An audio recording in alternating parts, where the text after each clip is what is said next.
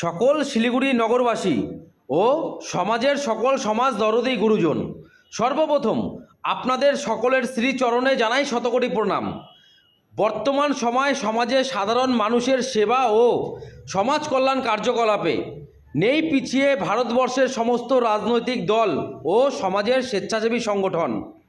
এরই মাঝে সাধারণ মানুষের সেবায় গণতান্ত্রিক নাগরিক মানব অধিকার রক্ষা কমিটি জেলা দার্জিলিং ব্রাঞ্চ শিলিগুড়ি উত্তরবঙ্গ এর পরিষেবায় রাতের অসহায় দিনমজুর ক্ষুধার্ত সাধারণ মানুষের সামান্য আহারের ব্যবস্থাপনায় ছিলই না মাছ, মাংস, পোলাও ও বিরিয়ানি, ছিল না কোনো রসালো আহার, কিন্তু তবুও দিনমজুর গরিব অসহায় ক্ষুধার্তদের দেখতে পাওয়া গিয়েছিল গরম গরম ডাল ভাত খাওয়ার আনন্দ, প্রাণ তৃপ্তি ও সন্তুষ্টি।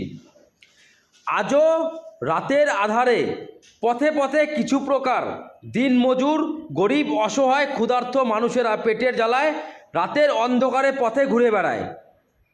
তাদের স্বাস্থ্য কামনায় আয়োজিত হয়েছিল আমাদের এই সামান্য আয়োজন। আমরাও চাই যেন কোনো অসহায় গরিব মানুষেরা পেটের জ্বালায় কখনোই রাতে না ঘুমায়।